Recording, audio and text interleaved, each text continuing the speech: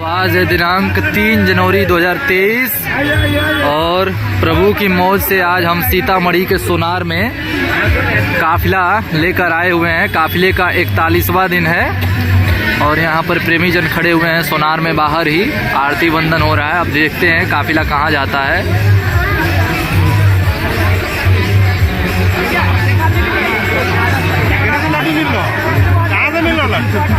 लड्डू बताए बड़ी बड़ी लड्डू हाँ वो पीछे बढ़ रहा है पूरा पिकअप साथ पिकअप बता रहा है पहले हमरा पापा ने देखन था देखो ना जय गुरुदेव महाराज की जय हो। जय गुरुदेव महाराज की जय हो। गोरने लगे दे यहां पर कॉपी का व्यवस्था पूरा कॉपी के पे नहीं रहे छे भाई हम लोग का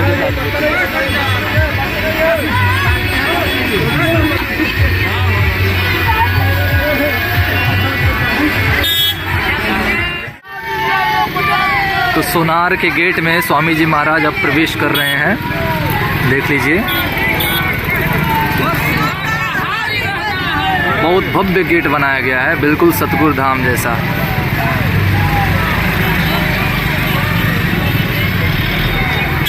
और यहाँ पर कलश लेकर भी माताएं बहनें आई हुई हैं।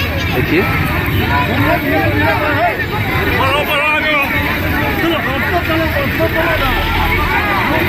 बहुत ऊंचा और बहुत भव्य गेट द्वार, स्वागत द्वार बनाया गया है।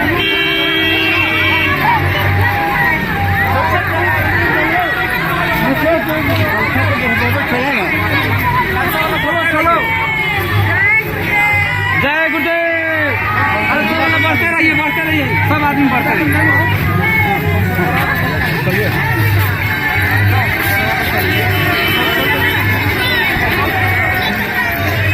रात्रि में दिख नहीं रहा है लेकिन बहुत स्पष्ट और बहुत स्वच्छ साफ गेट बनाया गया है। बहुत अच्छा लग रहा है।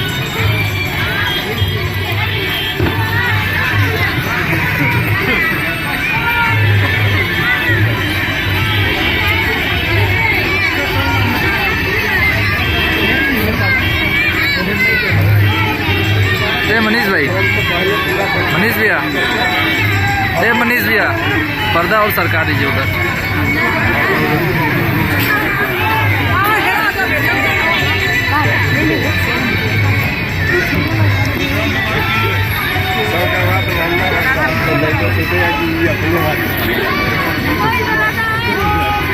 खाना पता है दीदी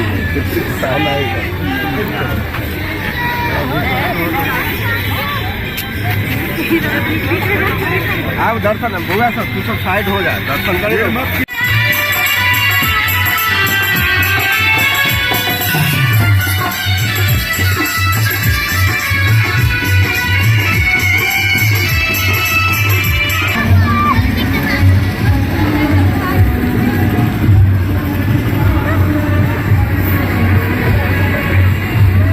तो परम पूज्य स्वामी जी महाराज आ चुके हैं सोनार में।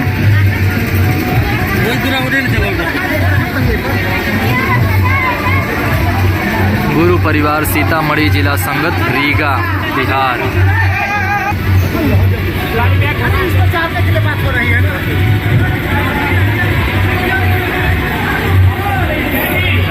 बहुत भव्य द्वार को सजाया गया है।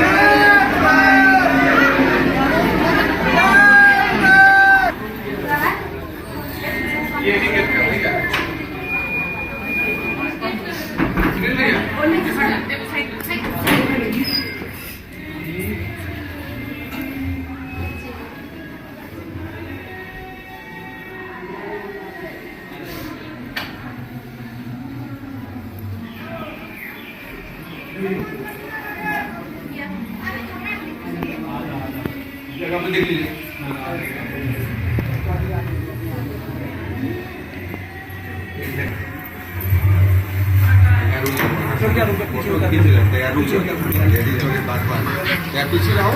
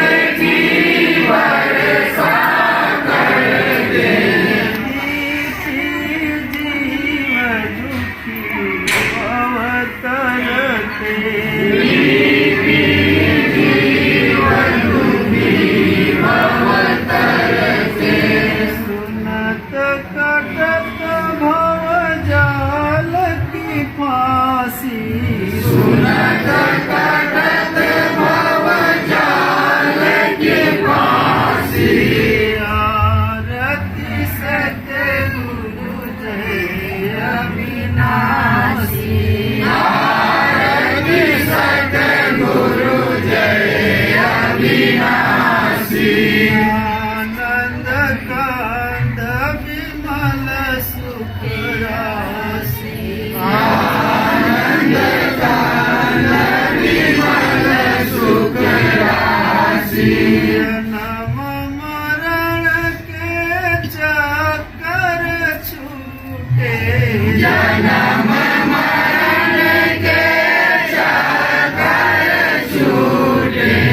जगत जान के फांदे टूटे, जगत जाल के फांदे टूटे।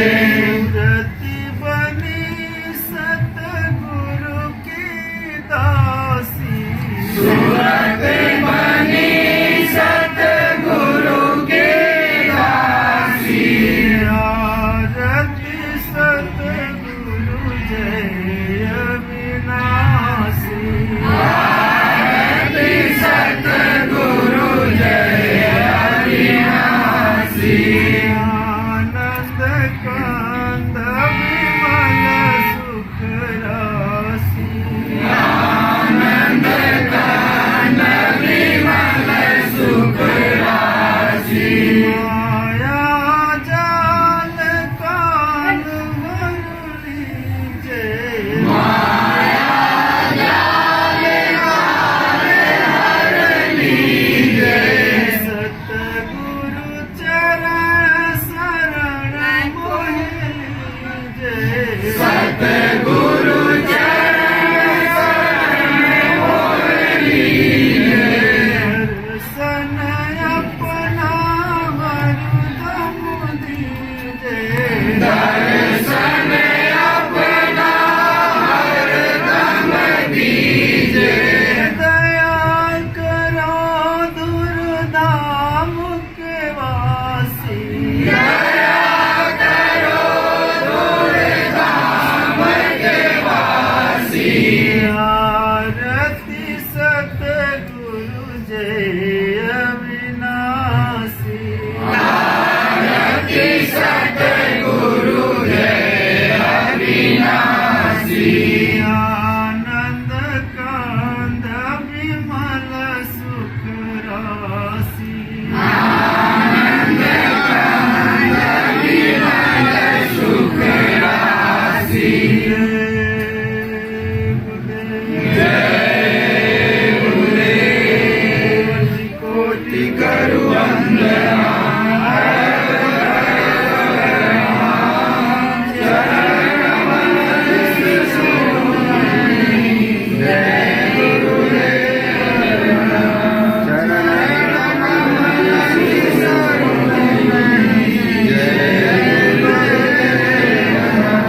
दाता सबके सदा रहे गुरुदेव। आपको प्रणाम सतगुरु, आपको प्रणाम सतगुरु। प्रेम से बोलिए जय गुरुदेव। नाम किसका? प्रभु का पावन नाम। जय गुरुदेव।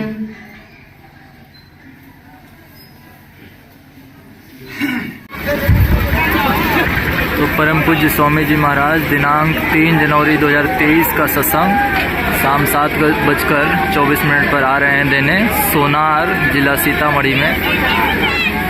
जय गुरुदेव।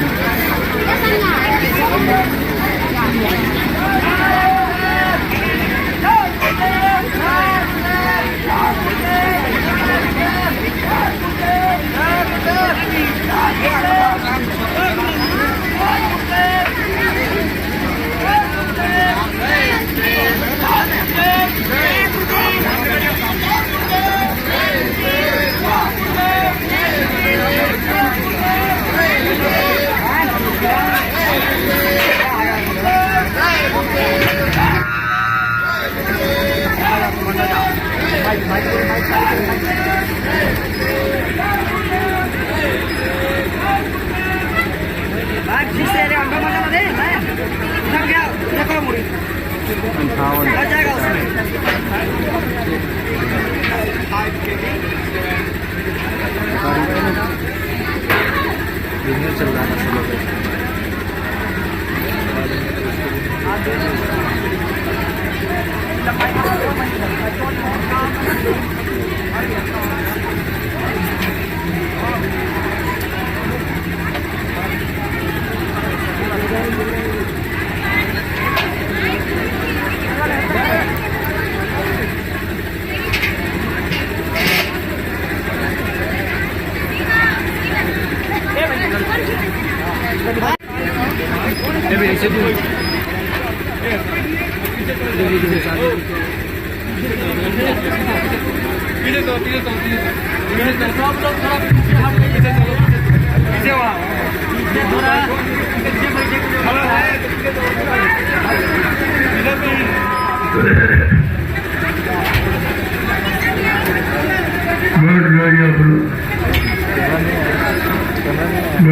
से विरोध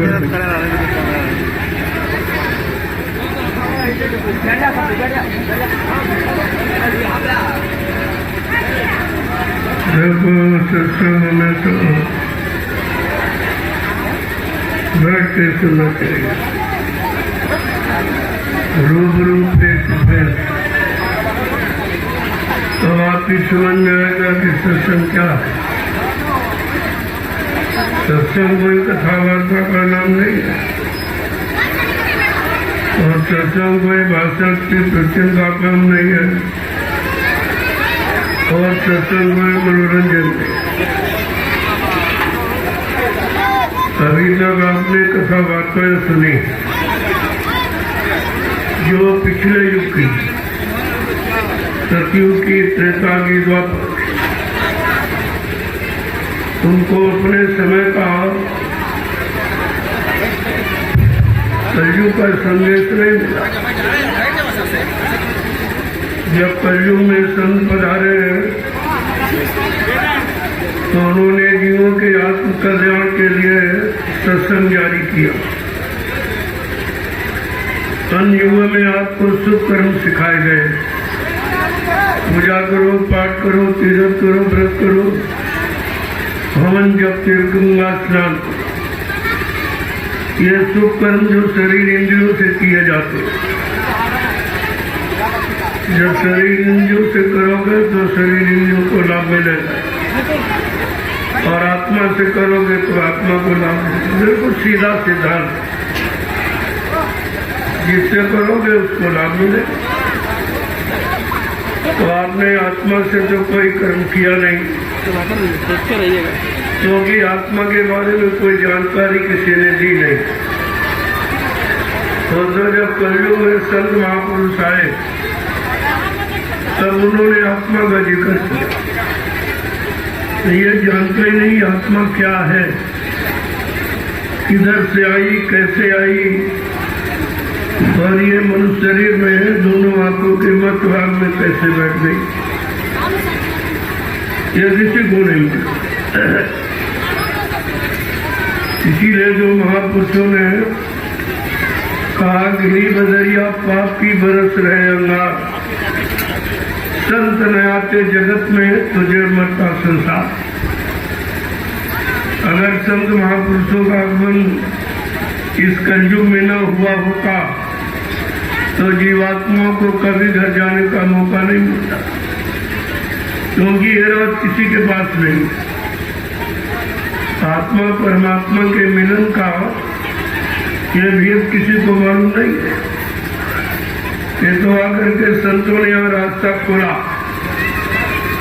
और बताया कि जब तक जीवात्मा के जगाने वाले संत महात्मा नहीं मिलेंगे तब तक जीवात्मा को कोई ज्ञानी ध्यानी विज्ञानी जगा नहीं सकता, कोई ऋषि मुनि नहीं जगा सकते। जब ब्रह्मा जी की नहीं जगी, विष्णु की नहीं जगी जीवात्मा, शिव जी की नहीं जगी, राम और कृष्ण की नहीं जगी, देवी देवताओं की नहीं जगी, तो तुम्हारी कैसे जगी? तुम दो को जानता ही नहीं। ये अमोलक जो युक्ति रास्ता है ये संतों ने आके खोला। अगर ये ना आते तो ये कुछ आपको नहीं मिलता। ये तो जब उनके अंदर दया उठी आपने बुलाया नहीं था, क्योंकि आपको मालूम नहीं संत कहाँ रहते हैं और कैसे आएंगे, किस काम के लिए आएंगे, कौन सा काम करेंगे जो सृष्टि में किसी ने कभी नहीं किया। ये संतों की महिमा है। लाख दया कोमल की संता, जब संतों के हृदय में दया उठी वो बराबर देख रहे हैं कि सतयुग भी था, त्रेता भी था, द्वापर भी था, लेकिन जीवात्मा को रास्ता देने वाला कोई यहाँ आया नहीं और न किसी ने रास्ते को बताया। तब उनको यहाँ पर अपनी जीवात्मा के उद्धार कल्याण के लिए आना पड़ा और तभी से आपको ये जानकारी मिली है कि जीवात्मा क्या है। इस दो लोगों ने कहा ईश्वर अंश जीव अविनाशी, चेतन अमल सहज सुखरासी, लेकिन इसका मतलब नहीं बताया कि जीवात्मा चेतन है और शरीर जड़ है। जब चेतन जीवात्मा के बारे में कहा गया तो आपको चेतन जीवात्मा का काम चेतन से करना चाहिए। शरीर तो जड़ है, जड़े करे चेतन। जो जड़ शरीर को चेतन का रूप दे सकती है वो कितनी सामर्थ्य है, कितनी शक्तिशाली है जो तुम्हारे जड़ शरीर को चेतन का रूप दे दिया। उसी के कारण तुम्हारा शरीर चलता फिरता उठता बैठता काम करता खाता पीता नजर आ रहा, और जिस दिन जीवात्मा निकल जाए उसी दिन ये शरीर मुर्दा हो जाए। फिर इसको कोई खड़ा नहीं कर सकता। ये ताकत संसार की किसी जड़ वस्तु में नहीं है जो शरीर को चेतन का रूप दे दे। ये तो केवल परमात्मा की जीवात्मा में ही शक्ति ताकत, और ये किसी ने आपको आज तक बताया नहीं। तुमको केवल शरीर इंद्रियों वाले सुख कर्म बताए गए, लेकिन उसके बारे में ये नहीं बताया कि सुख कर्मों से मिलता क्या, इसकी जानकारी हो। लेकिन संत गोस्वामी जी महाराज जब इसी कलयुग में आए, इन्होंने रामचरितमानस लिखा। उन्होंने ये सारा उत्तरकांड में किया है कि पुण्य पुंज बिन मिलई ना संता, और संत बिना सूझे नहीं पंथा। कि पुण्य कर्मों से तुम्हें संत महात्मा मिलेंगे। संत महापुरुषों की पहचान, जब पुण्य कर्म करोगे, पूजा है, पाठ है, तीर्थ है, व्रत है, हवन जब गंगा स्नान, इससे क्या होगा? तन शुद्ध होगा, मन शुद्ध होगा, इंद्रियां शुद्ध होगी, खान पान शुद्ध होगा, संग सोबत शुद्ध होगी और कर्म शुद्ध होगा। जब इतना शुद्धिकरण होगा तब आपके अंदर संत महात्माओं की पहचान की शक्ति पैदा हो। तब तुम्हारी बुद्धि में विवेक ज्ञान संत महात्माओं की पहचान के पहले नहीं आई। अगर आई होती तो ऋषि मुनि संत महात्माओं के बारे में जरूर कहते, योगी योगेश्वर कहते, अवतारी शक्तियां कहती, ज्ञानी वैज्ञानिक कहते, लेकिन किसी ने ये नहीं कहा। तो आपको ये आज मौका मिला है, ये तुम्हारे जीवन का कर्मों का पुण्य फल जो आप इस सत्संग में आए हुए हो और बैठे हुए हो, ऐसी चर्चा सुन रहे हो जो तीन युगों में, तीन साल में कहीं नहीं, कि किसी ने आपको बताया नहीं कि जीवात्मा परमात्मा से कैसे मिलेगी। जब तक परमात्मा से नहीं मिलेगी तब तक इसको पूर्ण संतुष्टि नहीं मिलेगी। जैसे आज आप आए हो, हम कितनी बदसंगी की लेवल करावे, लेकिन आपके अंदर ही होगा, घंटे भर बात करोगे, घर चलो घर चलो घर। यानी जो घर में शांति मिलती है, बड़े टूटी फूटी झोपड़ी हो कैसा हो, अपने घर में व्यक्ति को शांति मिलती। ठीक इसी तरह से जीवात्मा किसी राजा के, महाराजा के, धनी मानी के शरीर में क्यों न चली जा, पूर्ण शांति जब भी मिलेगी जब वो संत महात्मा जीवात्मा को जगाने वाले आपको मिलेंगे और जीवात्मा को जगा के जब परमात्मा से मिलाएंगे तब इसको पूर्ण शांति मिलेगी। और ये 3 युगों से भटक नहीं, 1 युग से नहीं, 3 युगों से भटक नहीं। कोई इसको संतुष्टि प्रदान कराने वाला मिला ही नहीं। कोई सच्चा रास्ता घर के जाने का, पहुंचाने का आपको मिला ही नहीं। और जब मिले तो आपने उनको पहचान ही नहीं पाया। ऐसे मिले जो कभी किसी को नहीं मिले, न ऋषियों के, न मुनियों को, न ब्रह्मा को, न विष्णु को, न शंकर को, न मतलब देवी देवताओं को, न राम कृष्ण को भी नहीं मिले। आप कितने बड़े भागशाली हो, लेकिन तुम बड़ी भागशीलता को जानते ही नहीं हो। जिनको भगवान कहते हो, त्रेता के राम, द्वापर के कृष्ण, उनको गुरु ही मिल पाए। और तुम इतने बड़े भागशाली, तुमको सद्गुरु मिल गए, लेकिन तुम्हारे पास गुरु की पहचान नहीं तो सद्गुरु को कैसे पहचानो? इसलिए उनको बड़ी पहचान देनी पड़ी। वही कलयुग का जीव है, इसके पास सत्युग, त्रेता, द्वापर की पहचान है। वही रास्ता बताने वाले, वही कथा वार्ता सुनाने वाले, वही इंद्रियों के कर्म कराने वाले मिले, लेकिन आत्मिक कर्म कराने वाला कोई मिला ही नहीं। शरीर तो आपका जाएगा नहीं, आप ही जानते हो। तो शरीर यही पर जला दिया है, चाहे वो प्रधानमंत्री का हो चाहे गरीब, तो यहाँ से जाने वाला नहीं। ये पंच भौतिक शरीर है, 5 तत्वों को मिला के बनाया गया। जो चीज बनाई जाती है वो बिगड़ती जरूर। अगर बड़ी बनाई जाती, जैसे जीवात्मा बड़ी बनाई आई, उसको कोई बिगाड़ नहीं सकता, उसे कोई मार नहीं सकता, जला नहीं सकता, उसके साथ तुम्हारी कोई क्रिया नहीं होती, क्योंकि वो बड़ी बनाई आई और शरीर यहाँ बनाया गया। चित जल सागर गगन समीरा पंच तत्व या रचित करिए। ये रचना है, ये शरीर की संरचना है कि 5 तत्वों को मिलाकर, जल, पृथ्वी, अग्नि, वायु, आकाश, इन 5 मसालों को मिलाकर विचित्र कारीगरी से भगवान ने ये मनुष्य मंदिर बना के तैयार किया। आप ये भी नहीं समझ पाए कि भगवान ने किसके लिए बनाया। भगवान ने अपनी जीवात्मा के लिए बनाया।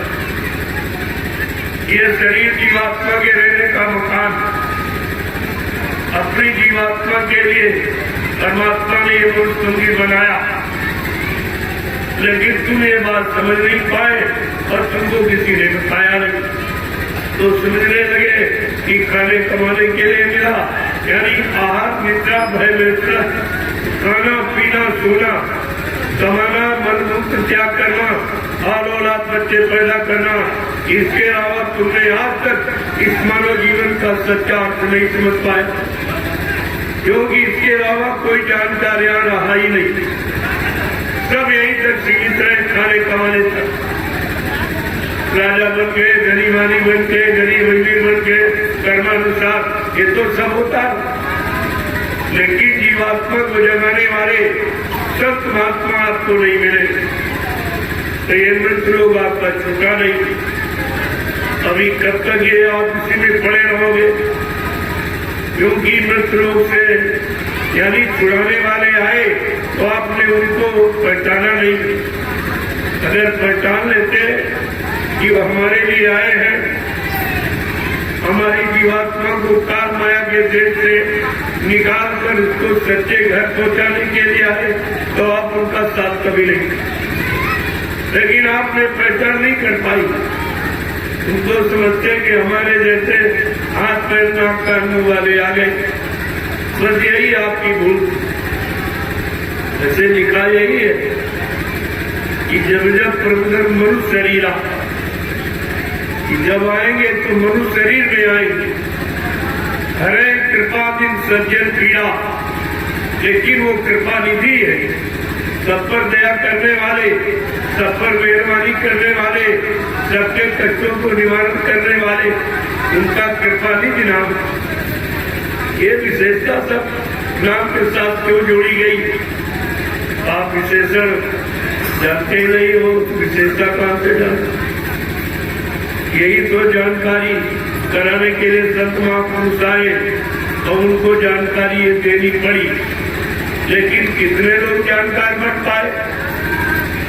जानकारी दी जो 45 करोड़ लोगों ने दी, लेकिन एक भी जानकार नहीं निकला जो गुरु की जानकारी को पकड़ता और लेता और उस जानकारी से सच्चा जानकार बनकर अपनी जीवात्मा का कल्याण कर लेता, ऐसा कोई भी नहीं दिखता। बड़े अफसोस की बात है कि 45 करोड़ जीवों को जानकार बनाया गया, जानकारी दी गई, लेकिन कोई जानकार नहीं बन पाया। ये तो सबसे बड़े अफसोस की बात है और जीवों के सबसे बड़े दुर्भाग्य की बात। ये दोनों चीजें आपकी, तो जब तक आप बच्चों को नहीं सुनोगे तब तक कोई बात समझ में नहीं। और वचन सुनना तुम्हारे मन के बस की बात नहीं है, क्योंकि मन को इसमें कोई ऐसा आराम नहीं, मन को कोई भोगों का रस नहीं मिलता। इसलिए मन तुम्हारा संत महात्माओं के बच्चों को पकड़ी नहीं, उसको बड़ा रूखा फीका लगता कि ये क्या कह रहे हैं, ये तो वो कह रहे हैं जिससे हमारी मौज मस्ती ये सब खत्म हो जाएगी, लोगों का रस समाप्त हो जाएगा। लेकिन ये नहीं सोच पा रहा है क्या तो यही पड़ा रहेगा, तो अपने पृथ्वी धाम कब जाएगा, मन भी नहीं सोच पा रहा। अब जीवात्मा बेचारी इसी मन का इंतजार कर रही है। देखो ये है जीवात्मा का भाव, ये मन का, ये जीवात्मा का हृदय और ये मन का हृदय। अभी तक लोगों को यही नहीं पता कि जीवात्मा का हृदय का और मन का हृदय, केवल इसी को हृदय जानते हो, पर जानते हो आप, क्योंकि इसके अलावा ऊपर की जानकारी किसी को ही नहीं।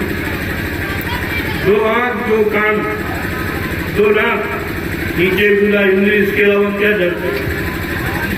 ये 9 द्वार है, लेकिन 10वें द्वार की जानकारी नहीं कराएगी।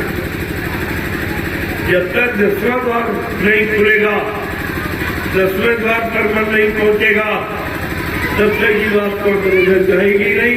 क्यों? दूसरे मन से वादा किया कि बगैर तुमको साथ लिए मैं वापस नहीं जाऊंगा। अब वो इसीलिए अपने मित्र मन का इंतजार करती, और मन इधर शराबों है भोगों में, उसको उसे नहीं रहा किसी ने हमारे लिए ये मतलब यानी वादा किया या हमारा कोई इंतजार कर रहा, चलो हमको जागना चाहिए, जाना चाहिए। लेकिन इतना शराबोर हो गया वो सब भूल गए और सारी शक्ति इन्हीं लोगों में बर्बाद कर दी। अब इसके बस का कुछ नहीं है कि स्वतः खड़ा हो, अब खड़ा होकर वहां पहुंचे, इतनी भी सामर्थ मन में नहीं। तो संत महापुरुषों ने सर्वप्रथम इसी मन को पकड़ा, इसी मन को समझाने का काम। उन्होंने कोई जात पात, कोई मजहब धर्म, कोई छोटा बड़ा, कोई गरीब अमीर, स्त्री पुरुष, उनको नहीं समझाया, उन्होंने सबके मन को समझाया। क्योंकि मन ही ये शैतान है और मन के द्वारा ही तुम सब काम करते हो, शरीर नहीं काम करता, शरीर से मन काम कराता। शरीर तो जड़ है, जड़ स्वतः कोई काम नहीं कर सकता, लेकिन ये मन शरीर को साथ में लेकर पाप भी करता है, पुण्य भी करता है, अच्छा भी करता है, बुरा भी करता है, सुख भी करता है, अशुभ भी करता है, सब। और इन दोनों कर्मों का फल इसी मृत्यु से नहीं, ये भी नहीं बताया गया कि पुण्य कर्म का फल क्या और पाप कर्म का फल। लेकिन संत महापुरुषों ने कहा ये दोनों बेड़ियां, पुण्य सोने की बेड़ी और पाप लोहे की बेड़ी, तो दोनों खलेंगे। बेड़ी मतलब बंधन, बंधन दोनों में, चाहे पाप करोगे कभी मृत्युलोक में बंधनों में, यानी मतलब मुसीबत तकलीफों में चले जाओगे, और पुण्य करोगे कभी बंधनों में रहोगे, भले राजा महाराजा बन जाओ, लेकिन ये बंधन नहीं समाप्त। और तुम्हें बंधन मुक्त होना है। बंधन मुक्त की बात किसी ने बताई नहीं। वो रास्ता केवल संत महापुरुषों के पास, और संतों की बात आप कभी सुनते नहीं हो, न सुनते हो, न मानते हो, न अपनाते हो, तो फिर ये काम तुम्हारा कभी नहीं हो पाए। और 3 त्रियुगों से भटक रहे हो, अब भी अपनी भटक और अटक और खटक मिटाने की कोशिश नहीं करते हो कि जब तक भटक नहीं मिटेगी, अटक नहीं मिटेगी, खटक नहीं मिटेगी, तब तक कोई काम बनने वाला है नहीं। इन तीनों चीजों से तुम्हें मुक्त कराने वाला यहाँ कोई नहीं, क्योंकि सब इसी भटक अटक में फंसे पड़े। जो खुद अटके तुम्हें क्या अलग करेंगे, जो खुद भटके तुम्हारी भटक कैसे दूर करेंगे। तो ये सब जानकारी सत्संग के माध्यम से संत महापुरुषों ने जीवों तक पहुंचाई और आज भी पहुंचा रहे। ये पहुंचाने का काम वो करे, कोई नहीं। लेकिन तुम उनके बारे में जागोगे, चेतोगे कब, होश में कब आओगे। आज भी लोगों की ये होश नहीं है, और न इस बात के लिए कोई सोच रहा कि हमें जागना है, जाग करके कहाँ जाना है, किधर जाना है, जागा जाए तो किस काम के लिए जागा जाए, कौन से काम करके जगेंगे और कौन सा काम करके सोते रहे। ये दोनों जानकारी आपको करनी चाहिए, और वही जानकारी देने के लिए आज ये प्रयास। ये जो जन जागरण, जो शाकाहारी काफिला आपकी नगरी में आया है, ये सब जानकारी देने के लिए कि जागोगे, जागे तब आंख खुल जाए, जागना नहीं, होश आ जाए। जो आप भोगों की प्रगाढ़ निद्रा में सो रहे हो, उससे आप जगो, और जग करके अपने असली काम को, अपने असली कर्म को, यानी समझो कि तुम्हारा मनोकर्म क्या है, तुम्हारा मनोधर्म क्या है, कि मनुष्य शरीर किस कर्म के लिए मिला, कौन सा कर्म करना, कौन सा कर्म नहीं करना। बस इसी की जानकारी आपको लेना। कैसे कर्म कर रहे हैं, यानी कैसा खान पान करना है, कैसा खान पान नहीं करना। वो खान पान करो जिससे बीमारी ना आवे, पारस्परिक प्रेम प्यार मोहब्बत समाप्त न हो, लोग एक दूसरे के काम आवे, एक दूसरे पर दया का भाव रखें, एक दूसरे के मन मस्तिष्क में माँ बहन बेटी बहू की परख पहचान हो। इसको कहते हैं मानव कर्म। ये मनुष्य का सच्चा कर्म है। अब आप सोचिए ये कर्म किसमें, ये तो किसी में नहीं। फिर आपका मानव कर्म का पशु जीवन में जीत करते, पशुओं वाले कर्म करते हो। जो पशु करता है शरीर 6 कर्म, आप ही 6 कर्म करते हो।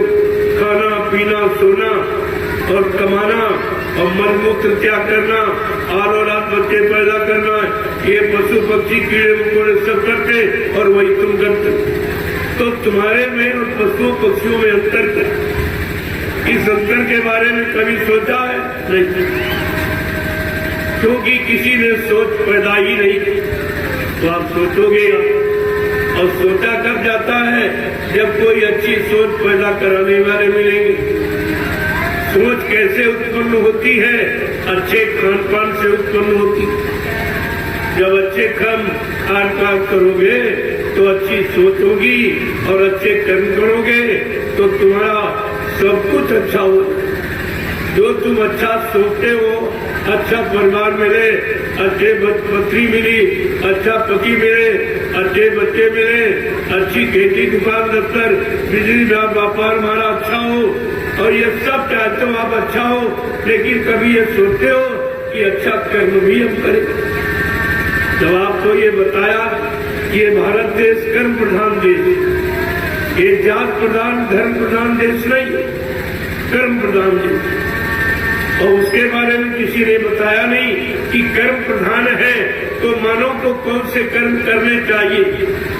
कर्म तो आप सुबह शाम तक करते ही, लेकिन कौन सा कर्म तुम्हारी मानवता इंसानियत को लाएगा, तुम्हारे अंदर प्रेम प्यार मोहब्बत को लाएगा, तुम्हारे अंदर सेवा दया सदाचार परमात्मा की यादगार कराएगा, और तुम्हारे मन में माँ बहन बेटी बहू की पहचान कराएगा। इसको कहते हैं मानव कर्म। और इन पर चले और इनका पालन करे और अपनी व्यवस्था इनके अनुसार अच्छी बना ले, उसको कहते हैं मानव धर्म। अब धर्म कर्म की बात किसी ने आपको बताई, किसी विद्वान से आप पूछो कि धर्म किसे कहते हैं, तो आपसे कहेगा पूजा करो, पाठ करो, तीर्थ करो, व्रत करो, हवन जब तक यज्ञ गंगा स्नान करो। अरे वो जो सीधा करो माने कर्म। जब कर्म परिभाषा पूछी गई धर्म की और बता रहा कर्म की, इसका मतलब धर्म की सच्ची परिभाषा किसी को मालूम। अगर मालूम होती तो धर्म माने होता व्यवस्था, तो आपके परिवार की व्यवस्था, समाज की व्यवस्था, देश की व्यवस्था, नया सुरक्षा की व्यवस्था, रोजी रोटी की व्यवस्था, ये आपकी बिगड़ती नहीं। अगर सच्चे धर्म की परिभाषा बताई गई होती और धर्म का सच्चा अर्थ बताया होता तो आपकी व्यवस्था थी। इसका मतलब सच्चे मानव धर्म की जानकारी किसी को है। कर्म को ही धर्म बताते तो फिर धर्म क्या? अगर कर्म धर्म तो धर्म क्या? तो इस बात का और किसी ने बताया नहीं, आपने किसी से पूछा भी नहीं, तो बिगाड़ दोनों तरफ से। बताने वाले नहीं मिले और पूछने वालों में जिज्ञासा नहीं हुई किसी तरह, तो बिगाड़ तो आपका इसीलिए हुआ है।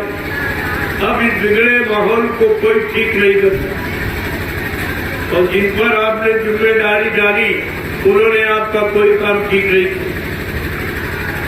जो आपने नेताओं पर जिम्मेदारी डाली कि प्रधानमंत्री, मुख्यमंत्री, राष्ट्रपति हमारा काम ठीक करे, किसी ने किया? कितने प्रधानमंत्री, मुख्यमंत्री, राष्ट्रपति, सांसद, विधायक आपने बना डाले, लेकिन तुम्हारा काम आप तक किसी ने नहीं। तो ये काम करना नहीं चाहते या इनको काम करने की जानकारी नहीं, तो में से कोई बात जरूर। और तुमने इन दोनों पर विचार भी नहीं, कम से कम विचार करना चाहिए कि हमने इनको एक पंचवर्षीय योजना के लिए चुना और एक पंचवर्षीय योजना निकल गई, कोई काम नहीं। फिर दूसरी पंचवर्षीय योजना चुनाव किया, फिर कोई काम नहीं हुआ। इस तरीके से 14 पंचवर्षीय योजनाएं आपकी निकल गई, यानी 70 वर्ष आपके जीवन के चले गए और आप तक कोई काम नहीं हुआ। ये काम आप सोचोगे? अपने सच्चे काम के लिए कब सोचेंगे आप? क्या ऐसे मार खाते रहोगे? और जब जब आप भूले, जब जब आप अज्ञानता में गए, लापरवाही में गए और मतलब यानी सो गए, तब तब आप पर लोगों ने शासन किया। इतिहास बता रहा, जब पहले आप सोए 350 वर्ष मुसलमानों ने तुम्हारे पर राज किया और तुमको 350 वर्ष गुलाम बना के रखा। इस समझ पाया? फिर आप सोते रहे तो मुट्ठी भर अंग्रेज आए, उन्होंने 200 वर्ष तुम्हारे पर शासन किया, तुमको गुलाम बना के रखा और तब से तुम सो ही रहे हो, अब भी सो रहे हो। 70 साल इन नेताओं के निकल गए, इन्होंने तो उनसे ज्यादा खराब। मुसलमानों ने ट्रेड टैक्स नहीं लगाए, अंग्रेजों ने ट्रेड टैक्स नहीं लगाए, इतनी यानी महंगाई नहीं की, इतनी बेरोजगारी नहीं थी उनके समय में, इतने चोरी डकैत कत्ल नहीं थे और जितने इन लोग। इसका मतलब इतिहास भी आपके सामने पड़ा। ना इतिहास को पढ़ते हो और न समय को देखते हो। भूतकाल का इतिहास न उसको जाना और न वर्तमान में कोई काम आप कर पाए हो, तो ये सोचो तुम्हारा भविष्य कैसे बने। जो भूतकाल को समझता है और वर्तमान में अपना काम बना लेता है, उसका भविष्य अच्छा होता है। अब तुम्हारा भविष्य अंधकार में हो गया, क्योंकि तुमने वर्तमान में समझ नहीं पाया, भूतकाल के इतिहास को सामने रखकर कोई जानकारी आप ले नहीं पाए। अब तो भविष्य आपका अंधकार है। सुख शांति की बात तो तुम भूल जाइए, ना कहीं सुख मिलेगा, ना कहीं शांति मिलेगी, ना कोई नया सुरक्षा देगा, न रोजी रोटी मिलेगी, न महंगाई गरीबी खत्म होगी, न टैक्स जीएसटी खत्म होंगे, ये तो अभी और बढ़ेगी। जब तक ये भारत की जनता जागेगी नहीं, तब तक ये बढ़ते ही रहेगी, क्योंकि वो लोग समझ रहे हैं कि हम अच्छा करते तभी तो कोई कहता नहीं, कभी कोई विरोध नहीं करता। तो ये समझ रहे भाई, अगर चोर को पकड़ा ना जाए, सजा न दी जाए, तो क्या चोरी करना बंद करेगा? और धीरे धीरे और तो तैयार हो जाए। कहने का मतलब हमारा ये है कि आपको जो समय मिला, उस समय में आपने किया ना अपने लिए कुछ कर पाए, ना समाज देश के लिए कुछ कर पाए। आपका पारिवारिक जीवन, सामाजिक जीवन, व्यवहारिक जीवन सब कष्टों में चला, सब लड़ाई झगड़ों में फंस गया। तो क्या इसीलिए आपने पढ़ाई लिखाई की कि हम मुसीबत में रहे, हम दुख तकलीफ में रहे, हम बीमारियों में फंस जाएं, हम पारस्परिक लड़ाई झगड़े करते रहे, इसी में अपना श्रम समय पूंजी बर्बाद करते रहे? या तुमने पढ़ाई लिखाई का कोई मतलब समझा? कुछ विचार ही नहीं किया। अरे आज के 50 वर्ष पहले इतने पढ़े लिखे लोग नहीं, और इतने स्कूल कॉलेज नहीं, लेकिन वो बिना पढ़े लोगों के अंदर उनमें प्रेम, सेवा, दया, सदाचार, परमात्मा की यादगार भरी। उनके मन में माँ, बहन, बेटी, बहू की पूरी परत में। आज सारा समाज शिष्ट और पढ़ा लिखा, लेकिन इन बातों से पूछे खाली, और यही तुम्हारे दुख का कारण, तुम्हारे दुख का यही कारण। जब तक आप इस भाव विचार में नहीं आओगे, तुम्हारे दुख कोई अलग नहीं, दुखों से तुम्हें कोई मुक्त कर ही नहीं सकता, क्योंकि दुख मुक्त करने के कारण यही है। इसलिए आपको मैं ये सारा सोच करके सब निर्णय लेकर आपके बीच में आया हूं कि आप महात्मा तो नहीं बन पाए, धर्मात्मा नहीं बन पाए, सच्चे ईमानदार चरित्रवान नहीं बन पाए, तो कम से कम शाकाहारी बन जाओ। अरे तुम शाकाहारी बन जाओ, और तुम कुछ बन ही नहीं पाए हो, बिगड़े रहो हमेशा और बिगड़ते रहोगे, तो एक छोटा सा ये फार्मूला है कि आप शाकाहारी हो। इसमें एक पैसे का खर्चा नहीं शाकाहारी बनने, बल्कि जो धन अशुद्ध खान पान, बुद्धिनाशक नशों में जो बर्बाद करते हो, वो धन तुम्हारा बच जाए, तुम्हारे बाल बच्चों के पढ़ाई लिखाई में काम आवे, शादी ब्याह में काम आवे, घर मकान बनाने में काम आवे। महात्मा हर तरफ से तुम्हारी मदद करना चाहती, लेकिन दुनिया ऐसी बावरी, कोई ग्राहक न बचा, कोई लेने वाला नहीं। ये अच्छा सच्चा रास्ता जो जीवन को सुख शांतमय बनाने वाला, कोई लेने वाला नहीं। क्या इतने लोग रीगा में रहते? क्या इन्हीं लोगों को सच्चा अच्छा चाहिए? इन्हीं लोगों को सुख शांति किसी को नहीं चाहिए? तो अभी तुम्हारे अंदर इच्छा ही नहीं जगी कि सुख शांति मिलना चाहिए, रोजी रोटी मिलनी चाहिए, गरीबी और बेरोजगारी खत्म होना चाहिए, टैक्सों की भरमार यानी रुकनी चाहिए। इस पर आप विचार ही नहीं करते।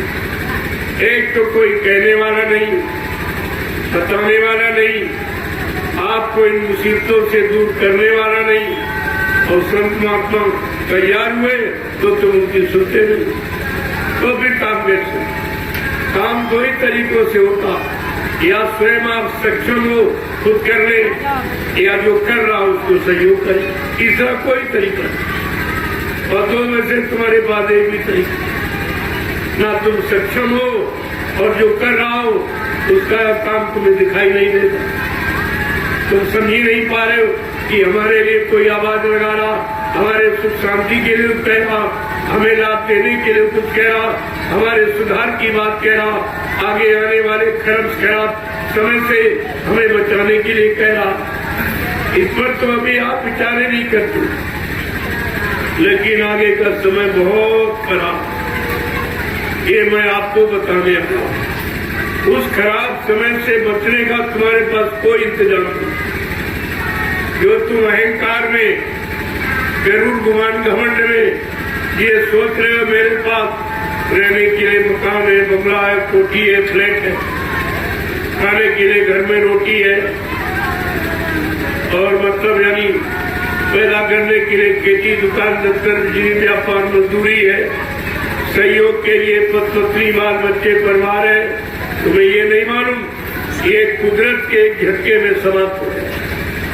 ये तुम्हारा जितना भी मसाला है ये कुदरत के एक झटके में, पल मिनट घड़ी नहीं लगेंगे, ये सब समाप्त हो जाए। अभी आपने कोरोना काल में देखा कुदरत की तरफ से एक छोटी सी बीमारी आई, सारा विश्व तबाह हो गया और करोड़ों चले गए, कुछ नहीं कर पाया, न कोई प्रधानमंत्री कर पाया, न राष्ट्रपति मुख्यमंत्री कर पाया, न कोई डॉक्टर वैद्य हकीम कर पाया, न कोई दवा नहीं काम कर पाया, और आज भी उसकी दवा नहीं बनी, केवल तुम्हें बहकाया जाता। अगर दवा होती, ये तरह तरह के नाटक क्यों किए जा रहे, तुम मुंह पर मास्क लगा लीजिए, क्या मास्क कोई दवा है? अगर मास्क लगाने से बीमारी चली जाए तो ये फिर मतलब यानी तरह तरह वैक्सीन लगाओ, टीका लगाओ, ये दवा, ये सब क्यों करते? जब तुम्हें पता चल गया कि मास्क लगाना यही इसकी दवा है तो सबको मास्क लगवा दीजिए। इन दवाओं के चक्कर में क्यों भागते? इनके पास कोई सही समाधान नहीं, ये तुम्हारे साथ व्यापार हो गया। जो 4 इंच का कपड़ा तुम्हारे मुंह पर बांध दिया गया और तुम अभी तक उसके बारे में सोच नहीं पाए हो। तुम पढ़े लिखे हो, बड़े बड़े डॉक्टर, स्वास्थ्य विभाग को चलाने वाले वो भी नहीं समझ पाए कि अगर नाक और मुंह बंद कर दिया जाएगा तो फेफड़ों की क्या हालत, न स्वच्छ वायु मिलेगी, न स्वच्छ ऑक्सीजन मिलेगी, तो फेफड़े आपके कमजोर हो जाएंगे, एक नई बीमारी और पैदा हो जाएगी, डॉक्टरों को रोजगार मिल जाएगा और सबकी दवा बिकने लगेगी। ये सब तुम्हारे साथ व्यापार हो रहा और इसके बारे में कोई कहने वाला।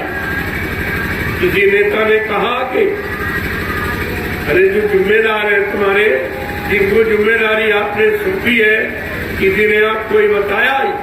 कोई महात्मा आया बताने कि नहीं ये सब नाटक, ये सब खिलवाड़ किया जा रहा, ये कोई समाधान नहीं है, ये कोई दवा नहीं है।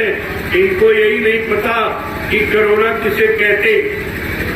और बाबा जी ने ये बहुत पहले बताया था, 6 नवंबर 1986, ये कोई तारीख आपको नहीं पता, किसी को मालूम नहीं। 6 नवंबर 1986 तो आपसे कहा गया था कि आप लोग शाकाहारी हो जाओ, सब परिवार।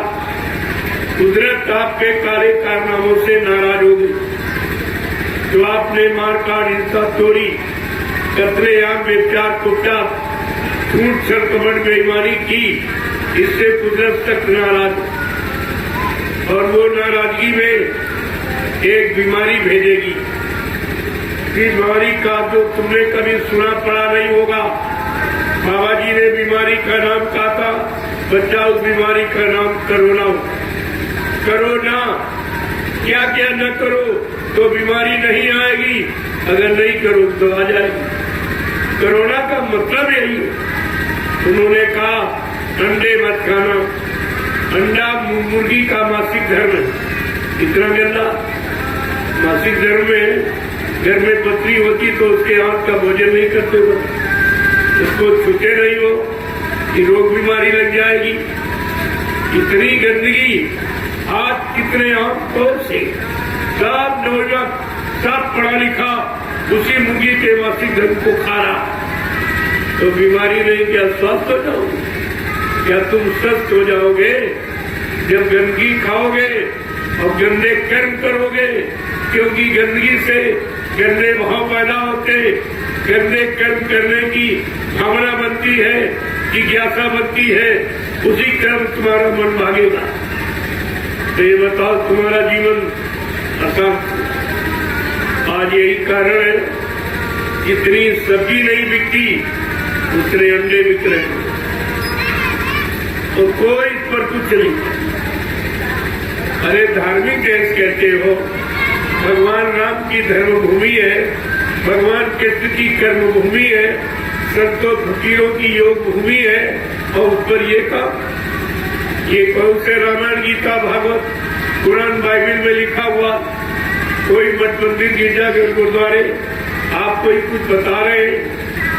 कम से कम आपको ये सोचना चाहिए, हमारे धार्मिक देश की ये मर्यादा रही, इन लोगों ने कोई मर्यादा रखी, केवल वोट लेने के लिए, चंदा लेने के लिए, महंगाई वसूलने के लिए, टैक्स लगाने के लिए, जीएसटी लगाने के लिए केवल श्री राम का नाम लेते, श्री राम का नाम लेते, लेकिन श्री रामचरितमानस को बिल्कुल नहीं, ये बिल्कुल जानता ही नहीं।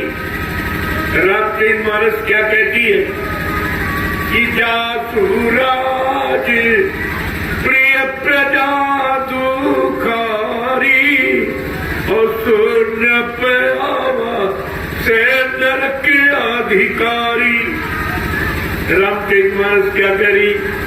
जिसके राज्य में प्रजा दुखी होगी वो राजा नरक में जाएगा। क्या इसको ये लोग नहीं पढ़ते हैं? क्या ये सब नरक की तैयारी कर रहे हैं? जब ये नरक में जाएंगे, इनके पीछे तुम लगे हो, तो तुम भी तो नरक में चले जाओ। जो सजा चोर को, वही चोर के साथ रहने वालों को सजा मिलती। तुम सब ने अपना भविष्य अंधकार में कर दिया। ना तो तुम रामचरित की बात मानते हो, न इसकी बात को, तुमने किसी की बात नहीं मानी। अगर मान लेते तो आज तुम्हारा पारिवारिक जीवन, व्यवहारिक जीवन ये सुखमय होता है, कोई कष्ट, कोई मुसीबत तुम्हारे पास नहीं आते। तुम राम की धार्मिक भूमि पर रहते हो, लेकिन अगर धर्म से जुड़े रहते, मानवता इंसानियत से जुड़े रहते, प्रेम प्यार मोहब्बत सेवा दया सदाचार परमात्मा की यादगार से जुड़े रहते, और माँ बहन बेटी बहू की परख पहचान से जुड़े रहते, तो आपका जीवन ये संकट में नहीं। लेकिन आप सब भूल गए। एक तो कोई बताता नहीं, और जानकारी दी जा रही तो आपकी समझ में नहीं आ। तो मैं आपके समस्त दुखों तकलीफों की दवा लेके आया, दवा जो हिंदुस्तान में कभी किसी ने नहीं बांटी। ये दवा बांटी जा रही, लुटाई जा रही, जो हिंदुस्तान में न पहले किसी ने बांटी, न आज कोई बांट रहा, न आगे कोई बांट सकेगा। ये ऐसी दवा है जिसको कैसे प्रसाद, ये प्रसाद है। प्रसाद मोल नहीं बिकता, प्रसाद बेचा नहीं जाता, प्रसाद खरीदा नहीं जाता, प्रसाद बनाया जाता है, और बना करके सब दुख तकलीफों को दूर करने के लिए बांटा जाता है। आज आपके यहाँ नमूना पेश किया गया, कितना प्रसाद लोगों को दिया गया, क्या बदले कुछ मांगा गया? कोई इच्छा रखी गई? इसको कहते प्रसाद वितरण, और ये चिंता किसी को नहीं। ऐसी दुख तकलीफें जो बढ़ गई, क्या प्रधानमंत्री तुम्हारे गांव आया? क्या मुख्यमंत्री कोई आया? सांसद विधायक कोई आया?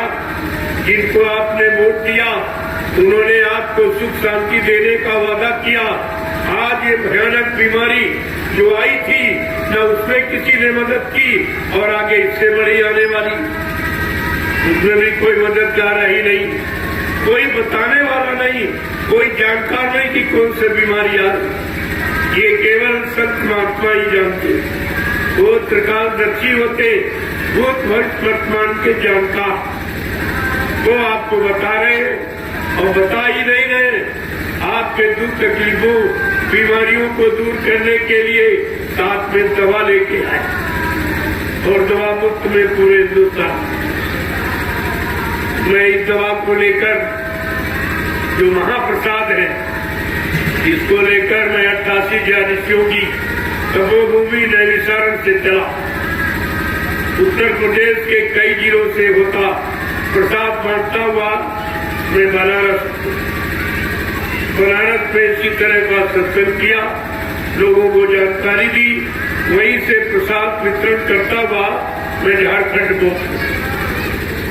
जो झारखंड की राजधानी रांची में मैंने एक सप्ताह तक प्योर अध्यात्म की चर्चा जो समय हिंदुस्तान में कोई नहीं करता, अध्यात्म की चर्चा कोई नहीं करे।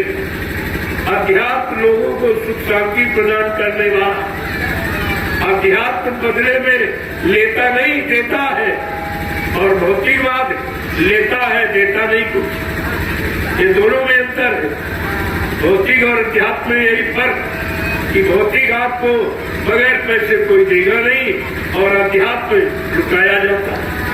अब आपको सोचना चाहिए कि तुम्हें भौतिक की जरूरत है कि अध्यात्म की जरूरत। अगर अध्यात्म मिल जाए तो भौतिक अपने आप ठीक हो जाए। भौतिक तो अध्यात्म के पीछे चलने वाला दौड़ने वाला, लेकिन तुमको इसकी जानकारी नहीं। मैं एक सप्ताह का कार्यक्रम करके रांची से आपके लिए बिहार के लिए रवाना हो गया और 2 महीने मैं बिहार में प्रसाद वितरण करूंगा और शाकाहारी बनने की प्रार्थना करूंगा कि अगर आप भारी बीमारी जो आगे आ रही भविष्य में, अगर उससे बचना चाहते हो तो हमारी प्रार्थना आप स्वीकार कर लो, आपका परिवार शाकाहारी हो जाए। बाद में मत कहना कोई हमारे यहाँ आया नहीं, किसी ने हमको बताया नहीं, किसी ने जानकारी दी नहीं। हम ये बात किसी को कहने नहीं देंगे। मैं घूम करके क्या ऐसी सर्दी में कोई निकलेगा? हमारी उम्र सर्दी में निकलने की है, तुमने देने की आपको सोचना चाहिए। ये मेरी जिम्मेदारी नहीं है, ये जिम्मेदारी है तुम्हारे देश के जिम्मेदारों की, जिनको आपने चंदा नोट महंगाई टैक्स सब कुछ दिया। ये तो आपसे कुछ मांगा नहीं, न पहले कभी ना, लेकिन फिर भी चिंता हमको है, किसी को चिंता नहीं। पूरे देश में तुम्हारी चिंता किसी न किसी नेता को और न किसी महात्मा को। महात्माओं को भी आपने रोटी लोगों की दान दक्षिणा रुपया पैसा सामान सम्मान सब कुछ दिया, लेकिन वो भी कोई नहीं आया, तुम्हारी मुसीबत में निकला। और जिनको चंदा नोट तो दिया वो भी नहीं आया। कहने का मतलब जिनको आपने दिया सब कुछ ईमान धर्म सच्चा ईमानदारी सब आपने दिखावट की, लेकिन तुम्हारी मुसीबत आपत्ति के लिए कोई नहीं निकला। जब मैंने ये देख लिया अब तो इनकी कोई बीमारी परेशानी दूर कर नहीं सकता, क्योंकि कोरोना काल में देख लिया गया कि किसी ने कुछ किया ही नहीं और ऐसा भय पैदा किया तुम्हारे अंदर बीमारी का। ये रोना कुछ नहीं। पहले को पुराने लोग बैठे होंगे, उन्हें पता होगा निमोनिया, ये निमोनिया ही है। कोरोना एक भय पैदा कर दिया तुम्हारे अंदर और इतना भय पैदा कर दिया कि सबसे रिश्ता तुम्हारा छुड़वा दिया। अगर पति को जुकाम सर्दी बुखार हो गया तो पत्नी कहती नहीं, इनको घर में नहीं रखेंगे, इनकी सेवा नहीं करेंगे, इनके पास नहीं बैठेंगे। यानी नफरत, इतनी बड़ी नफरत कि पत्नी पति को नहीं देखना चाहती, रखना नहीं चाहती, और बाप बेटे को और बेटा बाप को नहीं रखना चाहता, भाई भाई को नहीं। यानी ऐसी नफरत यानी पैदा कर दी गई कि प्रेम प्यार मोहब्बत सब खत्म, सब खत्म। ये क्यों किया गया जानते हो? कि चालाकी। जब इतनी नफरत कर देंगे तो शरीर को जब ये लेंगे नहीं और छुएंगे नहीं और देखेंगे नहीं तो इसमें व्यापार हो गया। किडनी है, फेफड़ा गुदा है, यानी जो कीमती सामान तुम्हारे शरीर के पुर्जे, इनको निकाल के व्यापार हो गया। एक एक किडनी 6-6 लाख रुपए की बेची गई, क्योंकि तुम उसे छुओगे नहीं, देखोगे नहीं। उनको मौका मिल गया, कोई छूने वाला, कोई लेने वाला, कोई देखने वाला है नहीं, तो सब निकाल के ये व्यापार हो गया आपका। और अभी तुम सो रहे हो, कब जागोगे? तुम्हारी पढ़ाई लिखाई तुम्हारे काम नहीं आ रही तो देश समाज के क्या काम आएगी? तुम अपना भला नहीं कर पाए, क्या देश समाज का भला कर सकते हो? तो कुछ नहीं, सब चुपचाप एकदम मौत। और उसमें एक तरह से नहीं, फिर तुमको तुम्हारे घर में जेल बना दी गई। 3 महीने के लिए आपको बंद रखा गया। कोई बोला? अरे पूछना चाहिए भाई, कौन हमने गलती की है, कौन हमने गुनाह किया है, कौन पाप किया है, हमने देश का, राष्ट्र का, समाज का कोई नुकसान किया, आखिरकार हमको जेल, घर में जेल बना के क्यों बंद किया जाए? कोई नहीं बोला, कोई विपक्ष भी नहीं बोला। इसके बाद देखा तो तुम्हारी दुकान बंद कर दी गई, तुम्हारा व्यापार बंद कर दिया गया, तुम्हारा रेल यातायात मोटर बंद कर दिए गए और कोई नहीं बोला। ये बताओ, क्या ये दवा है जो ये बंद किए गए? ये कोई दवा है, कोई उपचार है, कोई कोरोना का समाधान है? इस पर कोई बोला ही नहीं, सब चुप हो गए, एकदम मौन।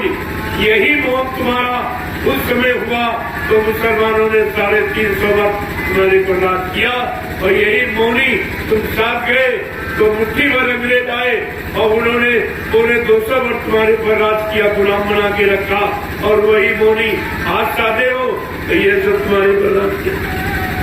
आखिरकार तुम जागोगे, चेतोगे कब? ये पूछ रहेगा तुम्हारी पढ़ाई लिखाई किस काम है? इस पर कोई विचार कभी किया ही आपने? ये सब इसके बाद विद्यालय, न्यायालय, कार्यालय सब बंद, और कुछ नहीं बोला कोई। परिणाम जानते हो कितना बुरा हुआ कि 20 वर्ष हिंदुस्तान पीछे चला गया। ये 20 साल तक अपनी उन्नति, उत्थान, प्रगति नहीं कर सकता, और इनके पास कुछ नहीं रहा, खजाना खाली। केवल एक ही साधन है, महंगाई बढ़ाना और बेरोजगारी बढ़ा देना, क्योंकि इनके पास काम देने के लिए पैसा नहीं, इसीलिए तुम्हें नौकरी नहीं दे रहे, कोई वैकेंसी नहीं, कहते कुछ सही नहीं, और चुप है, इसके बारे में कोई कुछ बोल भी नहीं रहा। फिर तुम डिग्री क्यों बांट रहे? इन बच्चों का भविष्य क्यों अंधकार में कर रहे हो? जैसे प्रसाद बांटा जाता है ऐसे डिग्री बांट रहे, और डिग्री लिए वो सड़क पर घूम रहा, कोई काम नहीं है, योग्यता के अनुसार कोई काम नहीं, कोई व्यवस्था नहीं, कुछ। अब तुम इनसे कोई उम्मीद मत रखो कुछ होगा। अब तुम्हें अपने पैरों खड़ा होना है, अपने आप में जागरूकता लानी है। अब ये सोने का और गफलत का वक्त नहीं। अगर और सो गए, गफलत पे चले गए तो बात में मत कहना कि हमारे यहाँ कोई आया नहीं, किसी ने बताया नहीं। आगे भारी मुसीबत आ रही, उस मुसीबत से बचने का तुम्हारे पास कोई इंतजाम नहीं, न तुम्हारे पास न उनके पास, क्योंकि ये है कुदरत की नाराजगी। कुदरत की नाराजगी केवल संत महात्मा जाने, उनका कुदरत से सीधा संबंध, और तुम्हारा किसी का कोई संबंध नहीं। जब संबंध नहीं तो आप कैसे उससे काम करा पाओ? तो बाबा जी ने पहले भी आपसे प्रार्थना की कि आप लोग शाकाहारी हो जाओ तो मैं कुदरत से तुम्हारे लिए प्रार्थना कर दूंगा। तो कहा रे भाई थोड़ा रुक जाओ भी, मैं अपने बच्चों को साकार का प्रचार करने के लिए पूरे हिंदुस्तान में भेजे देता हूँ। जब लोग मेरे साकार के प्रचार को न माने और न सुने और न अपनाए तो फिर तुम्हारी इच्छा मैं वो कर रहा हूँ। जब लोग नहीं माने और ज्यादा बढ़ा दिया, सरकार भी सहयोगी बन गई, परमिट लाइसेंस देने लगी, चाहे जितने अंडे फोड़ो, चाहे जितने मुर्गे काटो, चाहे बकरे मछली काटो, सारा कुछ नहीं। जब इस तरह का सहयोग हो जाएगा, इसी को धर्मशास्त्रों ने लिखा था, जब जैसी हो सभ्यता कब तैसी मति होए, और काल रेख की लेख को मेट सके नहीं को। धर्मशास्त्रों ने स्पष्ट कहा, विनाश काले विपरीत बुद्धि। जब जिनका विनाश होने को होता है उनकी बुद्धि विपरीत दिशा में काम करती। कितनी सच्ची अच्छी बात उनके लाभ हित की बताओ, लेकिन वो मानेंगे क्यों नहीं मानेंगे? क्योंकि उनका पाप का स्वाद का घड़ा भर गया, अब वो फूटेगा, इसे कोई रोक नहीं सकता। आज संत महात्मा प्रयास कर रहे हैं आपके लिए, अगर आप शाकाहारी हो जाओ सब परिवार तो एक बार तुम्हारी मदद कर दो, नहीं तो तुम जानो तुम्हारा काम करो। अभी वक्त है गुनाहों से तुम तौबा कर ले, फिर न कहना कि हमने सुना था पैगाम। मैं ये किसी को हिंदुस्तान में कहने के लिए बाकी नहीं रखूंगा, सारे हिंदुस्तान में घूम घूम कर। अगर ये 1 करोड़ महात्मा जो दाढ़ी बाल रखने वाले, लाल पीले कपड़े पहनने वाले अगर मेरा साथ दे दे तो अब तक तुमको कुछ परिवर्तन दिखाई, तुम्हारे पारिवारिक जीवन, सामाजिक जीवन, व्यवहारिक जीवन में कुछ परिवर्तन दिखाई देता। लेकिन ये भी सब चुपचाप अपना मंदिर संभाले, अपना गुरुद्वारा, अपना धर्मशाला, अपना आश्रम, ये सब संभाले और मान सम्मान को छुपाए बैठे। इनको तुम्हारी चिंता नहीं है, न इनको देश समाज की चिंता है, क्योंकि देश समाज चिंता किसको होती? परमार्थ के कारण साधु धरा शरीर। समाज परमार्थ देश हित और धर्म हित के लिए महात्मा जन्म लेते। उनका जन्म संसारी भोगों के लिए नहीं होता, वो परमार्थ के लिए और धर्मार्थ के लिए और सेवार्थ के लिए ही जन्म लेते और इसी काम को करने आते हैं। वो अपना काम समय से करते हैं, अपनी फर्ज अदायगी, अपना कर्तव्य निभाते। तो इसलिए आपको सोच लेना चाहिए। अब हमारी यही प्रार्थना आपसे है कि आप लोग सपरिवार साथ, अभी आपके लिए समय है, नहीं तो तुम जानो तुम्हारा काम जानो। ये नहीं कहोगे भाई किसी ने बताया। जय गुरुदेव, जय गुरुदेव, जय गुरुदेव, जय गुरुदेव, जय गुरुदेव। जय गुरुदेव। नाम किसका? प्रभु का। जय गुरुदेव। नाम किसका? प्रभु का। जय गुरुदेव। नाम किसका? प्रभु का। प्रभु का प्यारा नाम। जय गुरुदेव। तब आप लोग खड़े हो जाओ, खड़े हो जाओ आप लोग। बहुत देर से बैठे हो, तो वो उतना सुनो जितना याद हो। पहले मैं 5-5, 6-6 घंटे संदेश दूँ, लेकिन देखा आप सब भूल जाते। आगे सुना, पीछे खत्म। तब उतना सुनाया जाएगा जितना हजम कर सको, जितना अपने जीवन में उतार कर उसका लाभ प्राप्त कर सको, उतना ही बताएंगे। और मुख्य तो आपकी परेशानियों की दवा मिलनी चाहिए। भाषण से थोड़ी परेशानी ठीक होती, लेकिन दवा के बारे में जब तक बताया नहीं जाए कि दवा किन किन मर्जों पर कैसा कैसा काम करेगी, तब तक आप दवा का प्रयोग नहीं करो। तो दवा की महिमा, उस प्रसाद की महिमा बताने के लिए ये सब आपको इतना बता परहेज करोगे तो वह तभी फायदा करेगा। इसमें परहेज केवल इस प्रसाद में कि आपको पूर्ण शाकाहारी रहे, अन्य शराब दोस्त मांस मछली से दूर, दूसरे की निंदा आलोचना बुराई कटिसाई से दूर, दूसरे के धन स्त्री और पति से, ये परहेज है।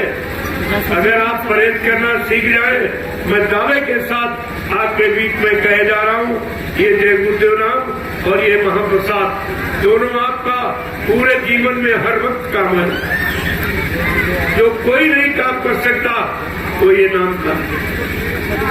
आप कितने दिनों से पूजा पाठ कर रहे हो, कोई देवी देवता मिले, आप सच बोलना, इन देवी देवताओं की पूजा की बात तक आपको मिले नहीं, तो तुमसे कहा नहीं, तो तुम्हारा सामान लिया दिया तो, अरे जब कोई काम करते हो अगर लाभ न मिले तो काम करोगे, खेती करते हो अनाज पैदा न हो तो खेती करो क्या, दुकान करते हो व्यापार मुनाफा ना हो तो आप दुकान व्यापार करो क्या, नौकरी करते हो तनख्वाह वेतन न मिले तो आप नौकरी करोगे।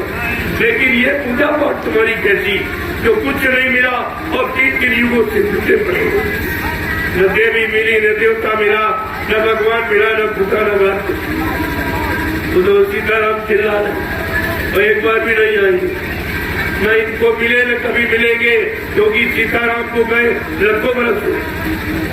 अरे तुम्हारा पिता अगर कल चला गया हो, आज बुलाओ तो नहीं आए, जो शरीर से चले जाते हो नहीं। ऐसे ही है रूढ़िवादी, अल्लाह से मुचाते रहते, श्रम समय पूरी सब बर्बाद करते रहते, हमें और वो मिलेंगे। सीताराम ने खुद कहा कि हम किसको मिलते हैं या हमको कौन मिलता, तो रामचरितमानस को पढ़िएगा, उसमें भगवान राम ने क्या कहा कि निर्मल मन इज्जन सो मोही पावे और मोहे चाल छी जय कपट नहीं भावे।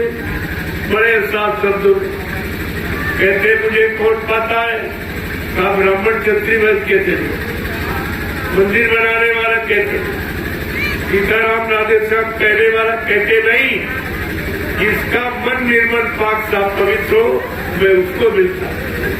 आज तो सबके मन गंदे, सबका खान पान गंदा है, सबके मन सोच सब बंदी, इनको तो कभी नहीं मिलेगी। जब भगवान राम ने कह दिया कि हम किनको मिलते हैं, जिसका मन निर्मल पाक साफ पवित्र, आज तो सबके मन खराब, तो सीताराम जी को नहीं मिले और इसीलिए मिले नहीं। जब तक तुम्हारा मन पाक साफ निर्मल पवित्र नहीं होगा कोई नहीं मिलेगा। इसलिए उन्होंने लिख दिया पहले, और क्या कह रहे हैं, मेरा बात किसके हृदय में होगा ये भी बता रहे कि जाति पाति धन धर्म बड़ाई और कुल परिवार सुखद समुदायी, इन्हें त्यागी भजे मन लाई और ताके ही बसे न भुलाई। जब साफ साफ कह रहे ये भी चीज समझ में नहीं आ रहा, उसी तरह चिल्लाने ये नहीं जानते इनके हृदय में मेरा वास होगा। जो जाति पात धर्म बढ़ाई कुल परिवार सुखद समुदाय, इन्हें त्याग, जो इतनों का परित्याग कर देगा उसके हृदय में सीताराम का वास है। ये कुछ नहीं था, ये चिल्लाने में अल्लाह बता रहे, अल्लाह में अल्लाह किसी को मिला ही नहीं, अल्लाह में अल्लाह थोड़ी बैठा, धीरे सब इशारे अधूरे रहे। न मुल्ला पुजारी को मिला सीताराम मिले, न मुल्ला मौलवी को खुदा मिला, न ईसाइयों को गार्ड मिला, न सिखों को गुरु मिला। सब ये जो बात है उसे पकड़ते नहीं। जय गुरुदेव,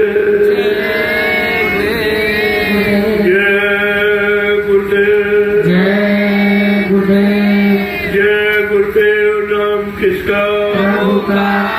प्रभु का प्यारा नाम। जय गुरुदेव। जोर से बोलो, सब मिल बोलो,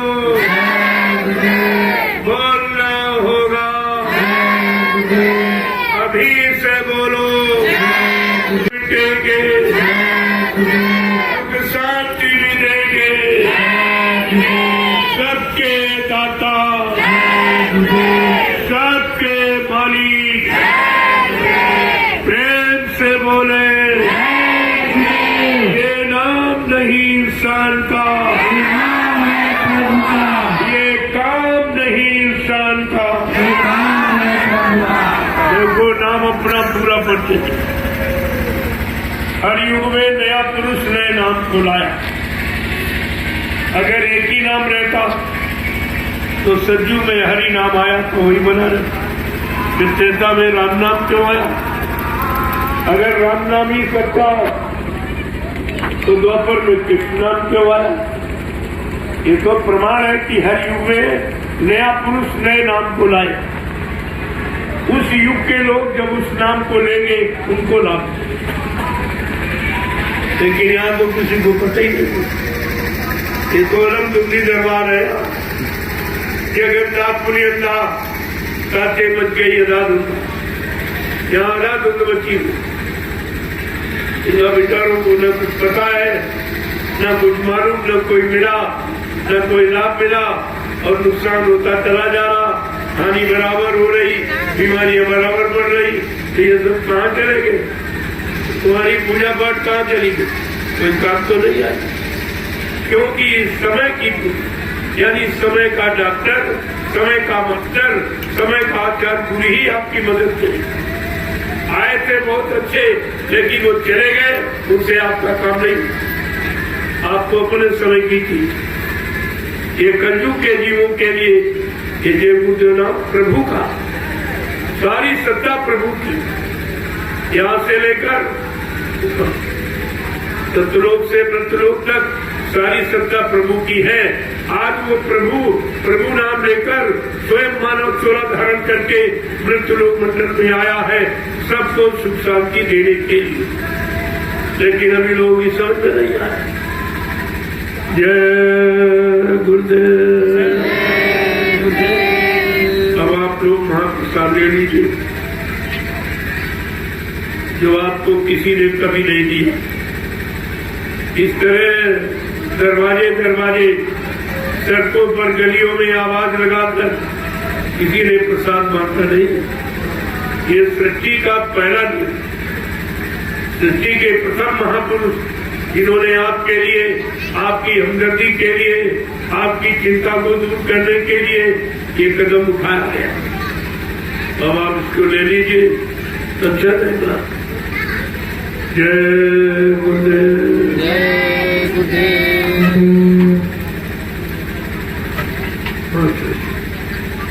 लोगों एक झंडा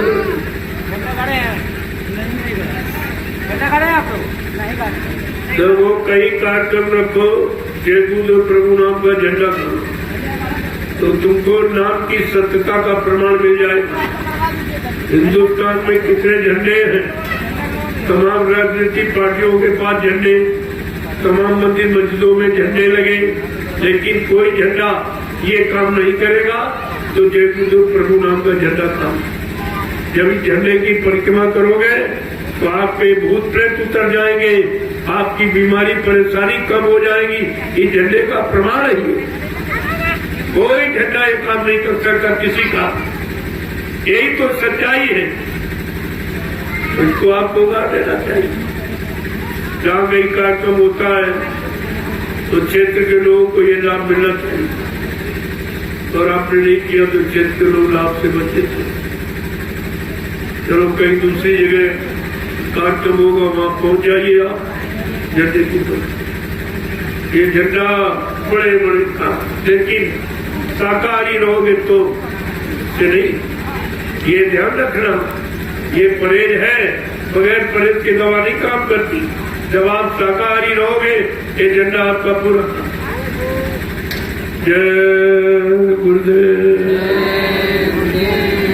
जय गुरुदेव। किसका? जय गुरुदेव नाम किसका? प्रभु का। प्रभु का प्यारा नाम। जय गुरुदेव। सतयुग कौन लाएंगे? जय गुरुदेव। विश्व में शांति कौन लाएंगे? जय गुरुदेव। जन जन में प्रेम कौन लाएंगे? जय गुरुदेव। ये तीनों काम कोई नहीं कर सकता। यहाँ हर चीज का प्रमाणित है, प्रमाणित काम है। यहाँ इधर उधर की बातें नहीं की जाती। यहाँ कोई दान दक्षिणा देने पे नहीं बातें नहीं होती। ये दरबार है संत का, यहाँ से दिया जाता है, लिया जाता है। अब आपकी कोई श्रद्धा है, सेवा भाव है, कहते नहीं हम इस प्रचार में नहीं जा पाएंगे, कहते दुकान दफ्तर नहीं बंद कर सकते, हमारा कुछ गाड़ी कमाई लगा दो तो हमको भी लाभ मिल जाए। हमने कहा ऐसी तुम्हारी कोई श्रद्धा सेवा भाव तो मैं आपका लगा दूंगा, हमको कुछ नहीं, मैं क्या करूंगा, हमको इसकी बिल्कुल जरूरत नहीं। आपको अगर जरूरत है हमारा भला हो जाए, कुछ समय का लाभ मिल जाए, इस प्रचार प्रसार का लाभ मिल जाए तो आप इसका जय गुरुदेव। चलो आप प्रसाद लीजिए।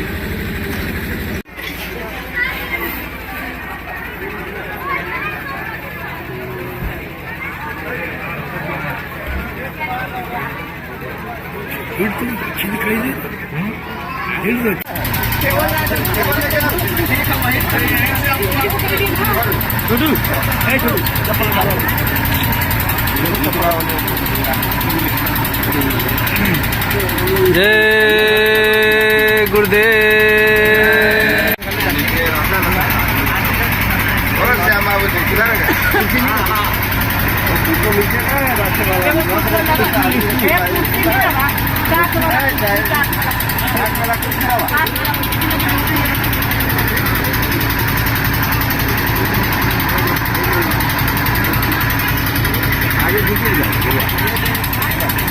संतोष भैया, क्या नाम है जगह का? संग्राम फंदा। संग्राम रीगा टोले संग्राम फंदा। रीगा फंदा। रीगा फंदा फंदा संग्राम फंदा। हम यहाँ से 4 किलोमीटर।